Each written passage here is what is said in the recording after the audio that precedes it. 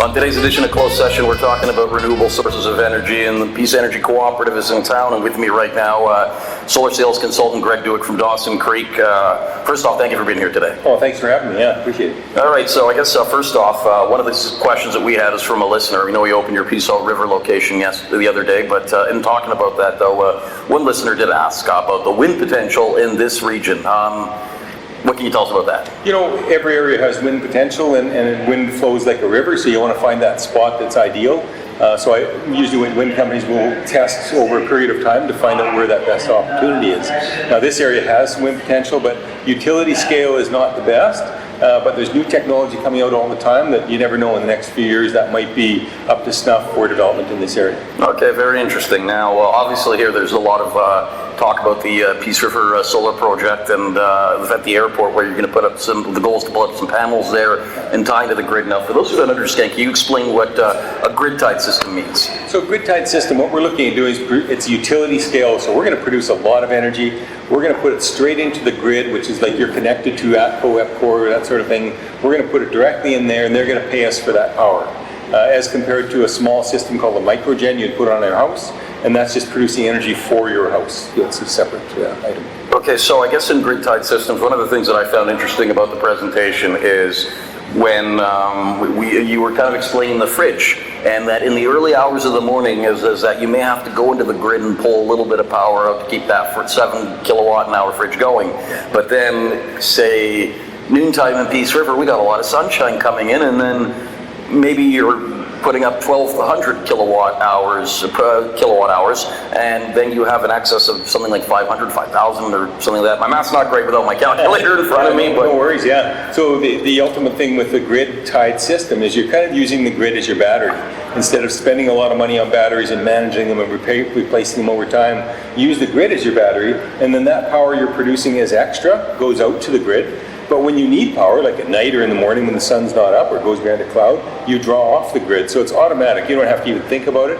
And so you're using the battery as a grid, but you get the benefits of being connected and putting out power both ways. And if it's, say, in around the June 21st time where we have the longest day of the year, chances are you're generating more power than you're using. So I'm assuming at the end of June, let's just say I went on vacation with my family, nobody's home, it's minimal operation. Yeah. So so based on that language, all that power that I generate and don't use, I could put it back into ATCO's grid or whoever's grid, and I would make some dollars for that. Exactly, yeah, that extra power, if you're not using a lot of power, you're putting that extra power onto the grid, you're going to get a credit for that. They're going to pay you for that power you put on the grid. Now, you can't displace all of the costs on your account with solar, but you can displace a lot, and it feels pretty good.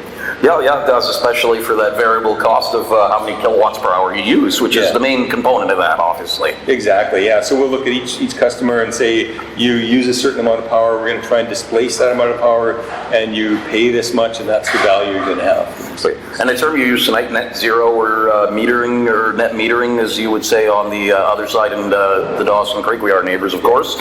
But in saying that, though, when they talk about net zero, is that basically somebody says, for example, I use 7,000 kilowatts per month. So if you're able to displace that power and give them 7,000 kilowatts per hour, would that be net zero? That's what we refer to as net zero, yeah, exactly. You're going to produce about as much power as you normally use, and so you're not going to buy or sell a whole lot either way.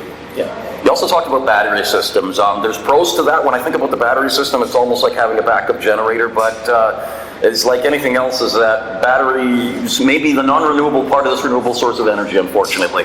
Yeah, and batteries, you know, they're a technology that it works well in certain situations, but for the most part, it's just an extra expense and an extra management that you have to do to maintain them.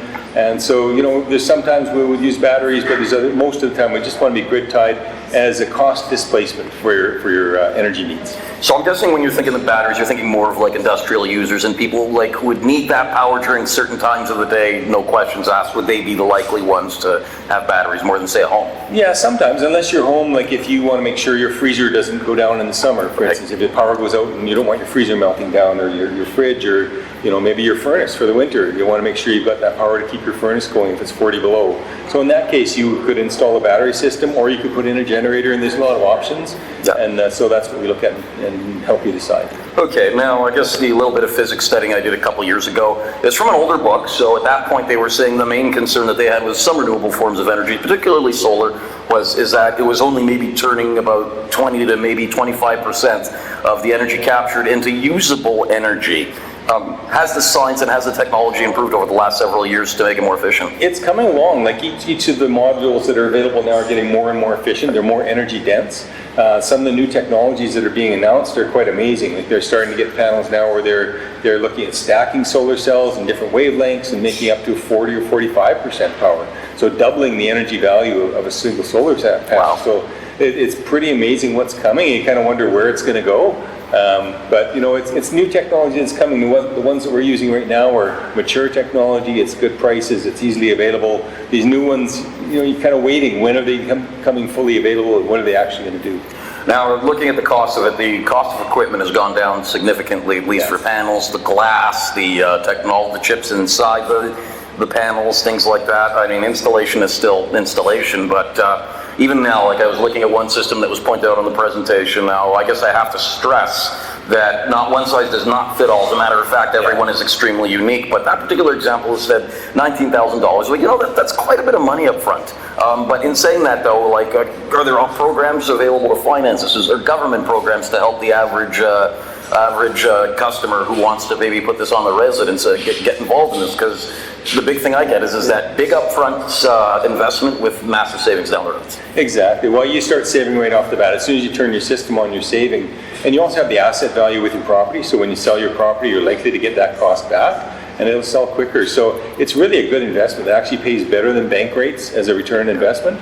And the tough part is you need that money up front to pay for it. But a lot of people have investments that aren't making very much money, so you might be better off to switch it over. If you're redoing your mortgage, maybe add it onto your mortgage. And there's some other options that are coming up that aren't firmed up yet, but we'll let people know when they come available as well. All right, absolutely. And I guess one of the final question I have for you, Greg, is that I know last week you were in town to open the Peace River office, and in talking about that, though, I mean, how exciting is it to be able to expand, to have somebody like Jen Ford managing the office and all the people involved here? And I remember asking Jen one question, and she kind of looks over on the side. Is that one of the things that she had said is that at one point they thought maybe we put our own co-op, but no, in her exact words, that would be silly. So we decided to team up with Peace Energy Cooperative. So I guess the overall is that the overall initial response. How excited are you guys about that? We're really excited. I mean, Jen and Wanda are so excellent to work with. And it gives us a real local presence in the community, and it's exciting. A lot of people here haven't looked at or thought about solar. Now we can educate them about solar, like at our session tonight. They can drop into the office, talk about solar with Jen, and it's really great to be expanding and not just stagnant in your business, right? So we're looking forward to being part of the community. Excellent, Greg. Thank you so much for chatting with us today. Thank you. Appreciate the time. This is another edition of Closed Session. This is Greg Dueck from Dawson Creek, solar sales consultant with Peace Energy Cooperative. We'll see you next week.